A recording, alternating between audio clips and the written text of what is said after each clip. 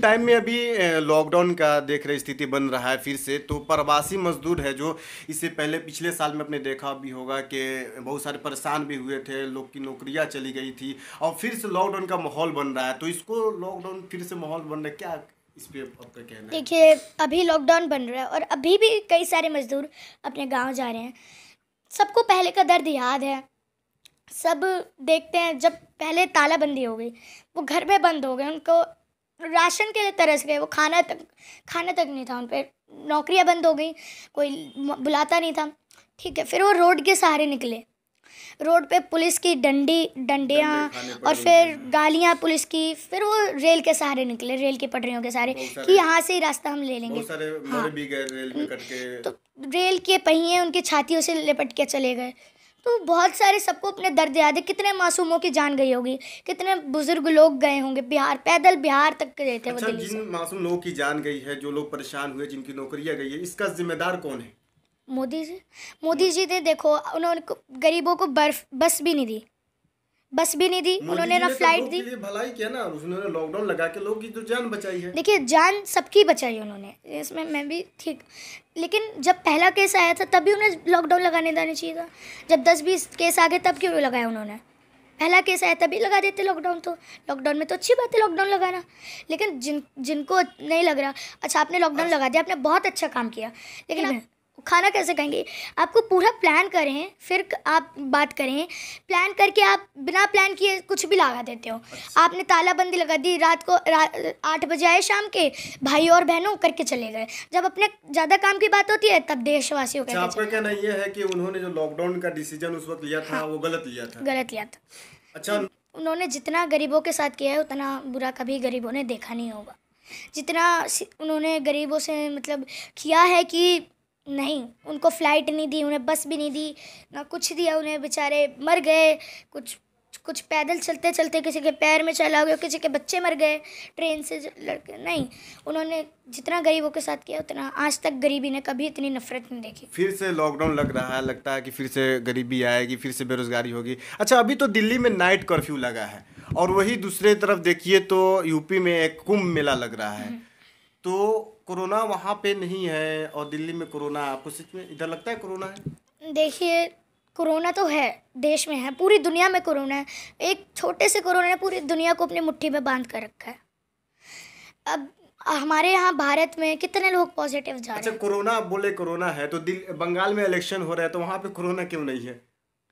देखिए, कोरोना सब जगह है। बंगाल में भी कोरोना है, ऐसी बात नहीं है। बंगाल में, पूरी दुनिया में कोरोना है, मैंने आपको बताया जैसे। लेकिन हाँ, जब चुनाव होता है तब कोरोना ख़त्म। ये क्या होता है? भारत के लोगों को भारत की दवाई नहीं मिलेगी तो भारत के लोग तो मर ही जाएंगे। अब भारत के जवानों को मार रहे हैं, उनको आप 4.5 करोड़ दवाई वैक्सीनेशन दे रहे हैं कोविड की। पाकिस्तान को उन्होंने 4.5 करोड़ वैक्सीनेशन दे दी, भारत के लोग तो मर गए। पाकिस्तान को वो दवाइयाँ दे रहे हैं, लेकिन महाराष्ट्र की सरकार दवाई की डिमांड कर रहे हैं, वहाँ पे नहीं पहुँचा रहे हैं। जहाँ देखिए, वो अपने सब जीना चाहते हैं। कोरोना के वॉरियर्स को वो दे रहे हैं, अच्छी बात है, वॉरियर्स को दे रहे हैं। और हाँ, 100 और 45 ईयर्स के बूढ़ों को भी दे रहे हैं। लेकिन हाँ, 100 सेकंड का बच्चा और 100 साल का बूढ़ा सब जीना चाहते हैं। मैं भी जीना चाहती हूँ, आप भी जीना चाहते हैं, आपका परिवार भी जीना चाहता है, मेरा परिवार भी जीना। अच्छा, अभी स्कूल जो बंद हो रहे हैं, बच्चे के लिए बताया जा रहा है कि स्कूल में कोरोना लग जाएंगे। और इलेक्शन में है कि भीड़ों की भीड़ लगी हुई है, जिसमें अमित शाह, खुद माननीय प्रधानमंत्री जी और बहुत सारे नेता हैं जो बिना मास्क के ही उतने बड़े भीड़ में चुनाव प्रचार कर रहे हैं। तो वहाँ पे कोरोना नहीं है, बच्चों के पढ़ने के लिए स्कूल में कोरोना लग जाता है। देखिए, बांग्लादेश में वो मोदी जी गए, वहाँ के, अब वो प्राइम मिनिस्टर से मिले, वहाँ पे उन्होंने तो मास्क लगा रखा था, लेकिन मोदी जी ने तो, उन्होंने वैक्सीनेशन करा रखी है, फिर भी उन्होंने मास्क लगा। मोदी जी कैसे बिना मास्क के थे, ये भी हम देख सकते हैं, नोटिस करें उस बात को भी। हाँ, बंगाल में, अब तो बंगाल की आप बात कर रहे हैं, तो जिनको है वोट, जैसे वोट आता है सारा कोरोना ख़त्म हो जाता है, वोट आता है फिर सारी बेरोज़गारी आ जाती है। जब तक वो इलेक्शन चल रहे हैं, इलेक्शन के दिन चल रहे हैं, जितने वोट जाए, तब तो सब एकदम गरीब भी आराम से रहते हैं, क्योंकि सब तब ऐसे में गरीबों का साथ के काम होते, थोड़ा काम होता है। लेकिन नहीं, वोट आते ही फिर ख़त्म। अच्छा, नोटबंदी का उनका डिसीजन कैसा रहा?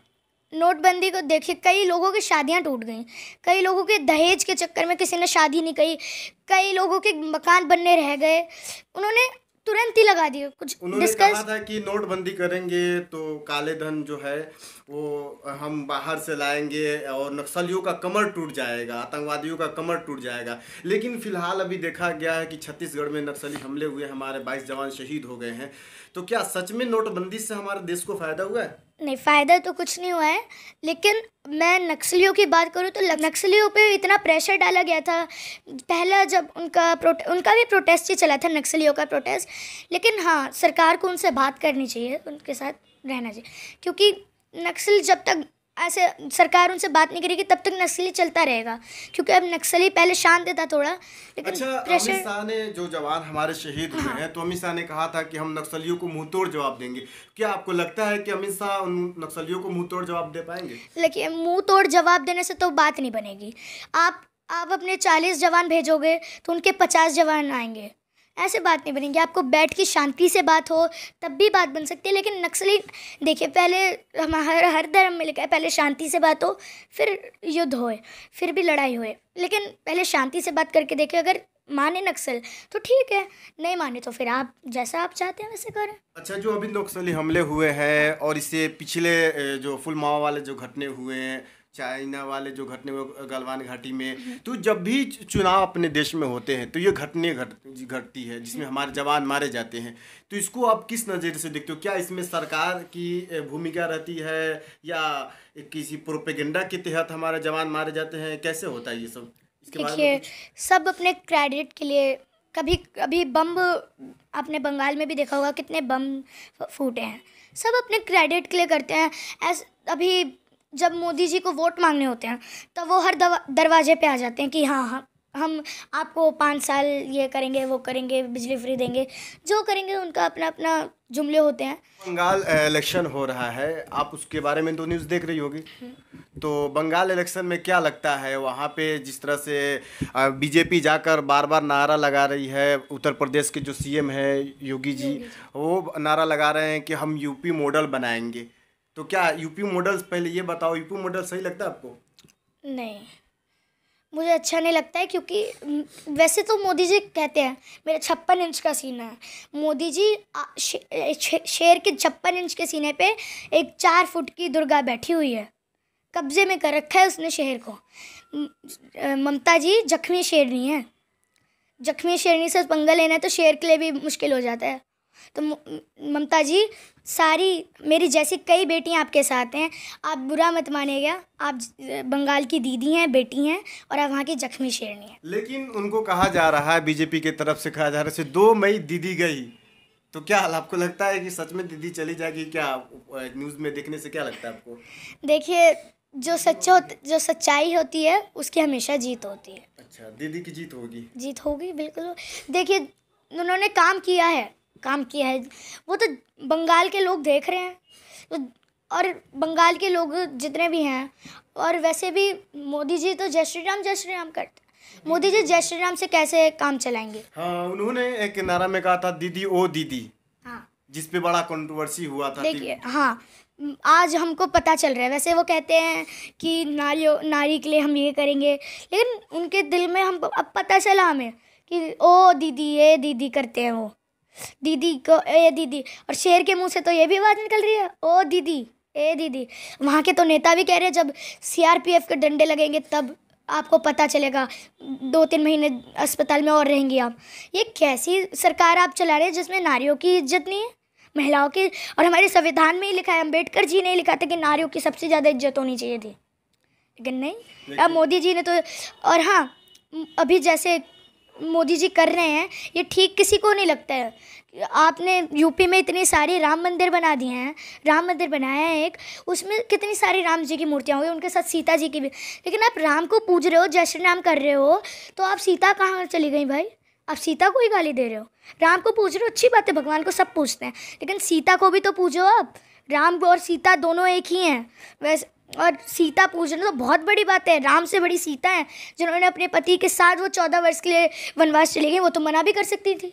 लेकिन नहीं, अच्छा, उनको सीता जी को मानना चाहिए, वो लड़की को मानना चाहिए उनको। हाँ, वैसे नारी की शक्ति ज़्यादा होती है। सीता जी को याद नहीं किया जा रहा। अच्छा, लेकिन राम मंदिर बन रहा है, तो इससे आपको क्या प्रॉब्लम है? राम मंदिर तो बनना चाहिए ना। राम मंदिर से कोई प्रॉब्लम नहीं है मेरे को, लेकिन मेरे को प्रॉब्लम है कि ये नारियों की इज्जत क्यों नहीं कर रहे हैं। यूपी में तो आप देखते हैं हर घंटे में बलात्कार होता है, कितना देखते हैं बलात्कार की। तो 2-3 महीने, हर महीने में बलात्कार की न्यूज़ आ जाती है वहाँ। कितने, हाथरस हो गया, निर्भया भी हुआ, कितना करेंगे। नारियों को तो आप एक आज़ादी से दीजिए। आप नारियों के साथ तो एक सिक्योरिटी लगाइए कि हाँ, या आप कोई कानून बनाइए। लेकिन बीजेपी सरकार करती है इसे। चुनाव से पहले भी वो बीजेपी सरकार कर रही थी कि बहुत हुआ नारियों पे अत्याचार। अब की बार भाजपा सरकार, तो भाजपा सरकार में तो नारी सुरक्षित है। यूपी में किसकी सरकार है? बीजेपी की सरकार है। कितने बलात्कार होते हैं, अनगिनत बलात्कार होते हैं, तो कहाँ लड़कियां सुरक्षित हैं भाई? वो बोलते तो इतना है, देखिए उनकी हर बात जुमले में जाती है, उसमें मैं विश्वास नहीं कर सकती उनकी बातों पे। वो जितने भी वो जुमले बनाते हैं वो सब बेकार है। अच्छा, 15 लाख देने की उन्होंने वादा किया था, तो क्या आपके पापा को 15 लाख रुपया मिला? वो तो किसी को भी नहीं मिला। देखिए, और 15 लाख किसी को चाहिए भी नहीं। आप काम करिए, वही हमारे लिए बहुत है। 15 लाख किसी को नहीं चाहिए। 15 लाख में क्या करेंगे ज़्यादा से ज़्यादा, बताइए? हम तो सड़क बनवा नहीं सकते हैं, ना हम नालियों को साफ़ करा सकते हैं, सबके अपने। लेकिन जो सरकार आपके हाथों में दी थी, हमने भरोसा करके दी थी, वो अब आपके हाथों में नहीं आएंगी, ये हम बोल सकते हैं। अच्छा, अभी बेरोज़गारी का भी आलम है। बेरोज़गारी का मुद्दा आप इसको तो देख रही होगी टीवी पे।